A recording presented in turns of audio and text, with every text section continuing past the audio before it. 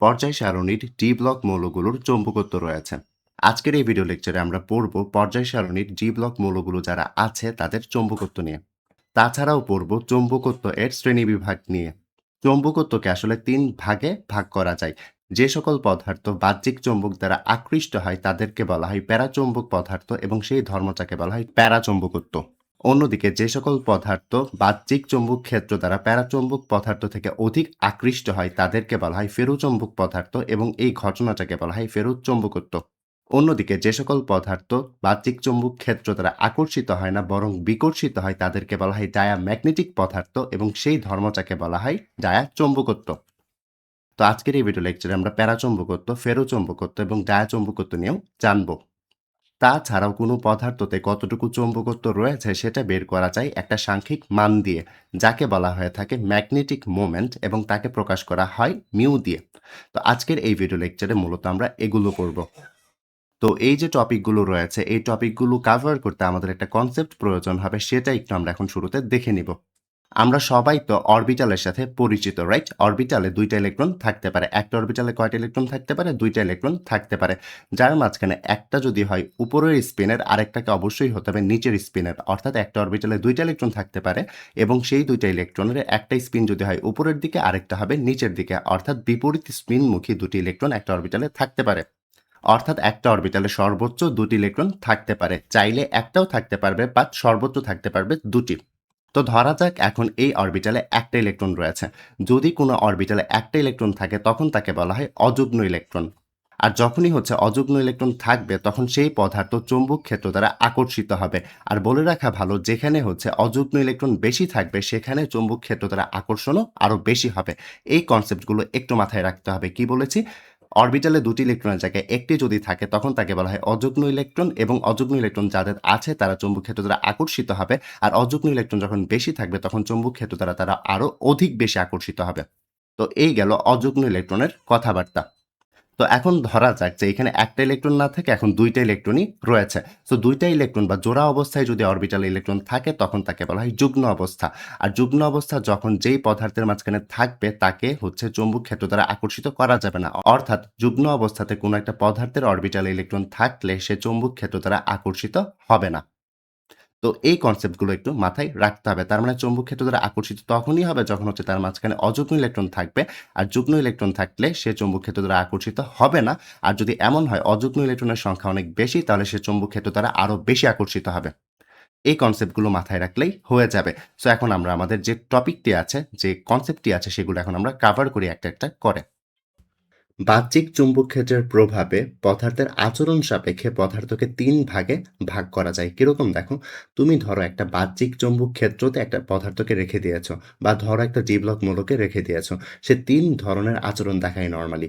এই ৩ ধরনের আচরণের উপর ভিত্তি করে পদার্থকে মূলত আসলে ৩টা ভাগে ভাগ করা হয়েছে। এগুলো কি কি? এগুলো হচ্ছে প্যারাচৌম্বক পদার্থ বা প্যারাম্যাগনেটিক পদার্থ, ফেরোচৌম্বক পদার্থ বা ফেরোম্যাগনেটিক পদার্থ, ডায়াচৌম্বক পদার্থ বা ডায়াম্যাগনেটিক পদার্থ। প্যারাচৌম্বক পদার্থ হচ্ছে ওই সকল পদার্থ যারা হচ্ছে বাহ্যিক চৌম্বক ক্ষেত্র দ্বারা আকর্ষিত হয়। তারা কেন বাহ্যিক চৌম্বক ক্ষেত্র দ্বারা আকর্ষিত হয়? কারণ তাদের মধ্যে অযুগ্ম ইলেকট্রন থাকে। যাদের মধ্যে অযুগ্ম ইলেকট্রন থাকে তারাই মূলত হচ্ছে প্যারাচৌম্বকত্ব ধর্ম প্রদর্শন করে থাকে। অন্যদিকে ফেরোচৌম্বক পদার্থ হচ্ছে ওই সকল পদার্থ যারা বাহ্যিক চৌম্বক ক্ষেত্র দ্বারা অধিক আকর্ষিত হয়। অর্থাৎ ফেরোচৌম্বক পদার্থ, প্যারাচৌম্বক পদার্থ দুইজনেই হচ্ছে তারা বাহ্যিক চৌম্বক ক্ষেত্র দ্বারা আকর্ষিত হয়, বাট প্যারাচৌম্বক থেকে ফেরোচৌম্বক পদার্থ বাহ্যিক চৌম্বক ক্ষেত্র দ্বারা অধিক আকর্ষিত হয়। কেন অধিক আকর্ষিত হয়? কারণ ফেরোচৌম্বক পদার্থতে যে অযুগ্ম ইলেকট্রন থাকে তা প্যারাচৌম্বক পদার্থ থেকে বেশি। অর্থাৎ প্যারাচৌম্বক পদার্থতে একটা অযুগ্ম ইলেকট্রন থাকলে ফেরোচৌম্বক পদার্থ থেকে ২ থেকে ৩টা অযুগ্ম ইলেকট্রন থাকবে। ব্যাপারটা হচ্ছে এরকম। অন্যদিকে ডায়াচৌম্বক পদার্থ বাহ্যিক চৌম্বক ক্ষেত্র দ্বারা তো আকর্ষিত হয়ই না, বরং সে মৃদু বা স্লাইটলি বিকর্ষিত হয়ে যায়। কেন? কারণ ডায়াচৌম্বক পদার্থতে অযুগ্ম ইলেকট্রন থাকে না। অর্থাৎ সামারি হিসেবে আমরা যেটা দেখলাম, কোনো একটা পদার্থতে অযুগ্ম ইলেকট্রন থাকলে সে চৌম্বক ক্ষেত্র দ্বারা আকর্ষিত হবে, না থাকলে বিকর্ষিত হবে। এবার চলো কয়েকটা এক্সাম্পল দেখি। দেখো এখানে পর্যায় ৪ এর যে মৌলসমূহ রয়েছে, অর্থাৎ জীবলক মৌলসমূহ, তাদের ইলেকট্রন বিন্যাস এখানে মোটামুটি আকারে দেখানো হয়েছে এই পিকচারটিতে। তো দেখো এখানে স্ক্যান্ডিয়ামের একটা অযুগ্ম ইলেকট্রন রয়েছে, টাইটেনিয়ামেরও রয়েছে, ভ্যানাডিয়ামের রয়েছে, ক্রোমিয়ামের রয়েছে, ম্যাঙ্গানিজের রয়েছে, আয়রনের রয়েছে, কোবাল্টের রয়েছে, নিকেলেরও আছে, কপারের নেই এবং জিঙ্কের নেই। তার মানে ১ম এই আমরা বলতে পারছি এইখানে যে জিঙ্ক পদার্থটি রয়েছে তার যেহেতু হচ্ছে এখানে কি নেই? তার হচ্ছে অযুগ্ম ইলেকট্রন নেই, তাই আমরা তাকে বলব ডায়াম্যাগনেটিক পদার্থ।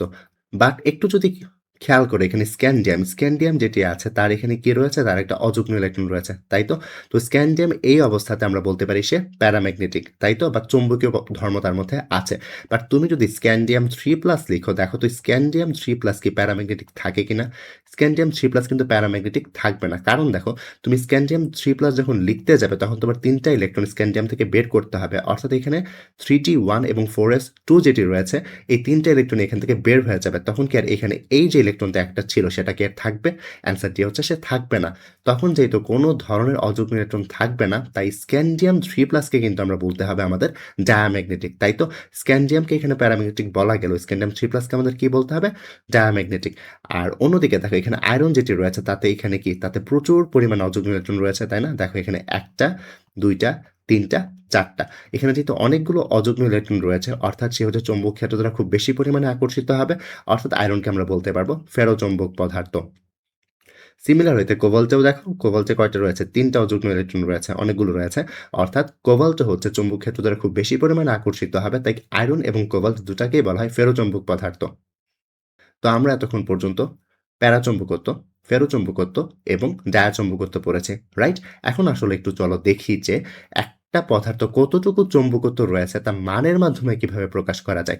এখন যদি কোনো একটা পদার্থের মধ্যে তার চৌম্বকত্ব কতটুকু রয়েছে সেটা মানের মাধ্যমে প্রকাশ করতে চাই, তাহলে আমাদের যে জিনিসটা প্রয়োজন সেটা হচ্ছে ম্যাগনেটিক মোমেন্ট নামক একটা রাশি রয়েছে সেটি প্রয়োজন। অর্থাৎ কোনো পদার্থের চৌম্বকীয় ধর্ম কতটুকু, অর্থাৎ সে কতটুকু শক্তিশালী চৌম্বক, তা বের করা হয় হচ্ছে ম্যাগনেটিক মোমেন্ট দিয়ে।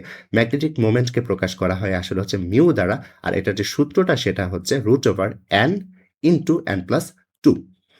অর্থাৎ ম্যাগনেটিক মোমেন্টকে আমরা কি দিয়ে প্রকাশ করব? মিউ দ্বারা। বাট এখানে কোয়েশ্চেন হচ্ছে n আসলে কি? n হচ্ছে number of unpaired of electron, বা n হচ্ছে অযুগ্ম ইলেকট্রন সংখ্যা। তো এই যে এখানে অযুগ্ম ইলেকট্রন সংখ্যা দেখতে পাচ্ছ, এগুলোই হচ্ছে আসলে n এর পরিচয়। সো চলো কিছু কোয়েশ্চেন এখানে সলভ করি। এখানে প্রশ্নে দেয়া আছে কপার 2+ এর ম্যাগনেটিক মোমেন্ট কত? সো এটা বের করার জন্য আমরা প্রথমে কি করব? কপারের ইলেকট্রন বিন্যাস করব, রাইট? কপারের ইলেকট্রন বিন্যাস করার পর কপার 2+ এর ইলেকট্রন বিন্যাস করব, কারণ ম্যাগনেটিক মোমেন্ট কপার 2+ এর জানতে চাওয়া হয়েছে, রাইট? আর আমরা এখানে ডি ব্লক মৌল পড়ছি, তাই না? তাই আমরা যেটা করব, এই যে 3d অরবিটাল যেটি রয়েছে, 3d অরবিটালের যে হচ্ছে ইলেকট্রনগুলো রয়েছে তাকে আমরা এভাবে নরমাল যে অরবিটালে আমরা দেখাতাম আগে পরের বর্জন নীতি ইউজ করে, সেগুলো আমরা এখানে করব। দেখো 3d9 কে আমরা এখানে 5 টা অরবিটালের মাধ্যমে দেখাচ্ছি, কারণ আমরা জানি ডি উপশক্তি স্তরে 5 টা অরবিটাল থাকে। আর এখানে কয়টা ইলেকট্রন রয়েছে? 9 টা। অর্থাৎ এখানে আমাদের 9 টা ইলেকট্রন ফিল করতে হবে, রাইট? কিভাবে যেন ফিল করব? যে প্রথমে সিঙ্গেল করে হচ্ছে আমাদের ইলেকট্রনগুলো ফিল করাইতে হয়।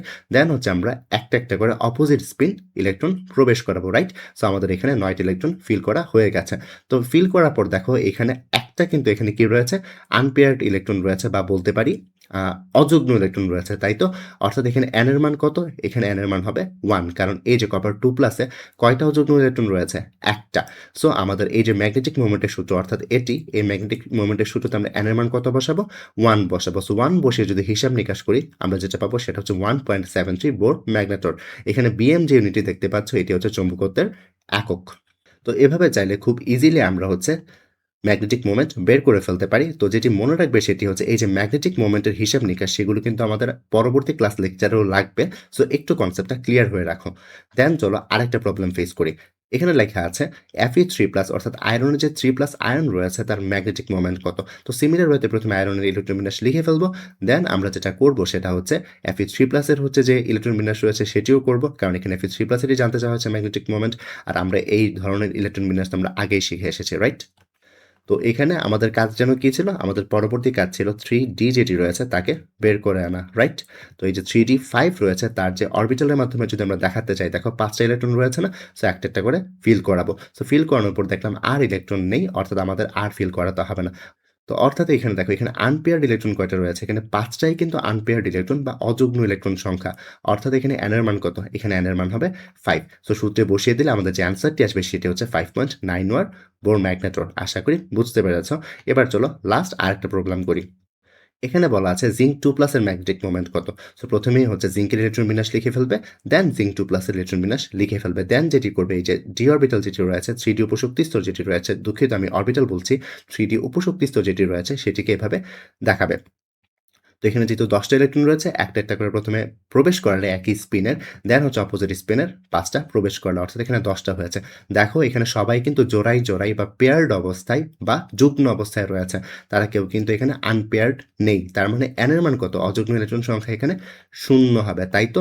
সো আমরা যদি সূত্রের মান বসাই, n এর মান আমাদের যদি 0 হয় তাহলে আমাদের অ্যান্সার আসবে 0 pm। সো একটু খেয়াল করো, এখানে অযুগ্ম ইলেকট্রন না থাকলে আমরা যেন কি বলতাম? আমরা বলতাম হচ্ছে ডায়াম্যাগনেটিক পদার্থ, তাই তো? বা এখন আমরা একটু অন্যভাবে ঘুরিয়ে বলতে পারি, কোনো একটা আয়ন বা কোনো একটা পদার্থের যদি হচ্ছে ম্যাগনেটিক মোমেন্টের মান 0 আসে, তখন আমরা তাদেরকে বলতে পারি ডায়াম্যাগনেটিক পদার্থ। সো এটা একটু মনে রাখবে, ম্যাগনেটিক মোমেন্টের মান আসা মানে আইদার সে হচ্ছে paramagnetic or ferromagnetic. But magnetic মোমেন্টের মান যদি 0 চলে আসে, এটা কনফার্ম যে সে হচ্ছে ডায়াম্যাগনেটিক পদার্থ।